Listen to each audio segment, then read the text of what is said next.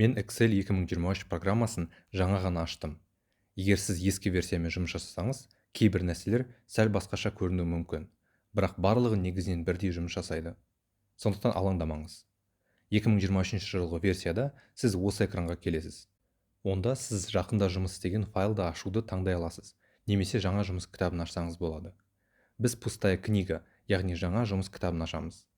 Міне, Excel программасына қош келдіңіз. Заттардың қай жерде орналасатынын және олар қалай аталатындығымен танысудан бастайық. Бізде экранның жоғарғы жағында үлкен құралдар тақтасы бар. Бұл таспа деп аталады және онда бізге қажет барлық құралдар бар.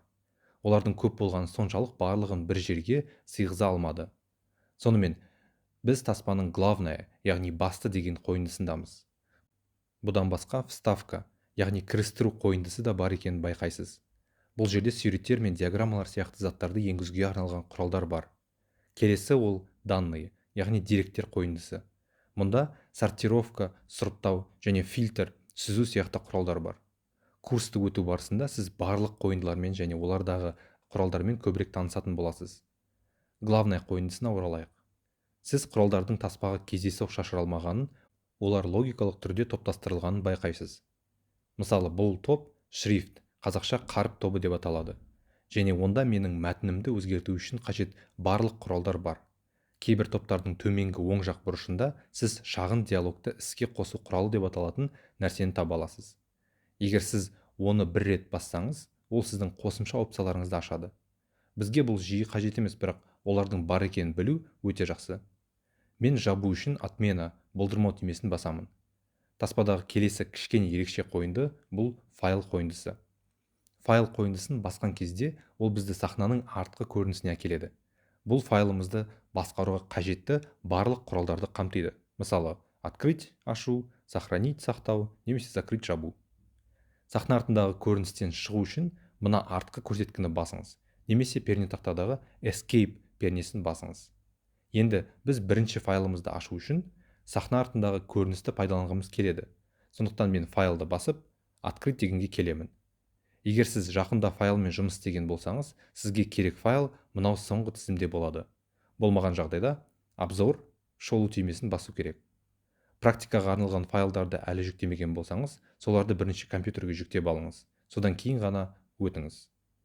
Мен керек файлдарымды Excel Essentials папкасында, оның ішінде Kazakh First Week, Workbooks, яғни жұмыс кітаптары деген жерде сақтадым. Бізге керек файл бірінші модуль, бірінші файл деп аталады. Мен оны ашу үшін екі рет басамын. Енді бізде қарайтын нәрсе бар.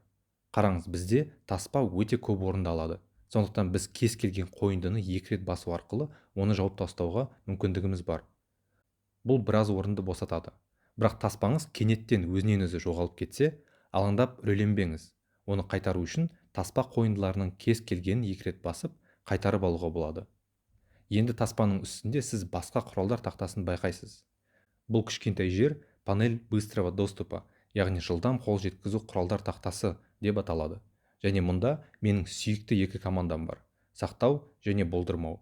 Ең маңыздысы, біз панель быстрого доступа тақтасын басқа құралдармен толтыра аламыз.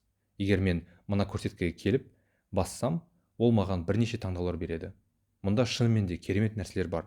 Мен сортировка по возрастанию, яғни жоғарыдан төменге сұрыптау құралын басамын. Енді деректерімді қала, яғни город бойынша жылдам сұрыптау қажет болса, мен кез келген қаланы басып, сұрыптауды басамын.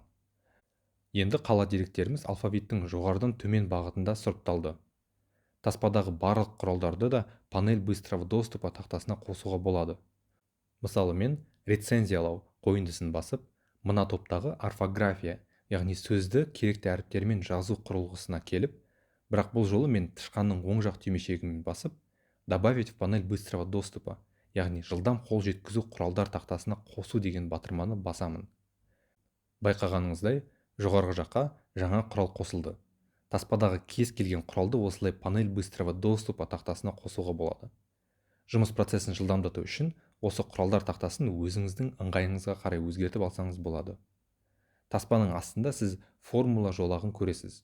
Бұл жолақ ұяшықта қандай деректер бар екенін көруге, сонымен қатар деректерді өңдеуге мүмкіндік береді. Енді жұмыс парағының негізгі бөліміне келейік. Excel файлын ашқанда, сізде жұмыс кітабы ашылады. Ал жұмыс кітабында кем дегенде бір жұмыс парағы болады. Жұмыс парағының ішінде сіз оның бағандар мен жолдарға бөлінгенін байқайсыз. Олардың әрқайсысының қиылысында бізде ұяшық деп атайтын шаршы орналасқан.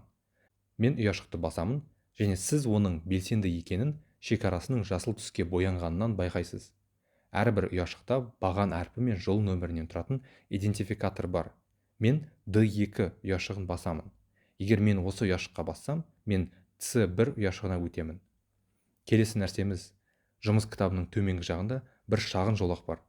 Ол қазір ештеңе көрсетіп тұрған жоқ.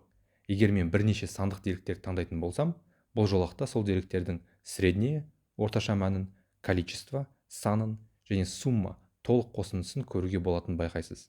Сонымен, бұл жолақты жұмыс кітабыңызда не болып жатқанын көру үшін, сонымен қатар кейбір көріністерді өзгерту үшін пайдалануға болады. Келесі сабақтарда оны қалай пайдалану керектігін толығырақ қарастырамыз. Біз қазір жасағымыз келетін соңғы нәрсе жұмыс кітабымызды жабу. Мұны істеу үшін мен файл және закрыть түймесін басамын. Excel бағдарламасы алдымен өзгертулерді сақтау керек пе деп сұрайды. Сақтағыңыз келсе, сохранить түймесін басыңыз. Егер сақтамасаңыз, не сохранятты басыңыз. Енді таспаларды басып, әртүрлі құралдарды қолданып көріңіз. Батылдырақ болыңыз, сіз Excel программасын бұзбайсыз.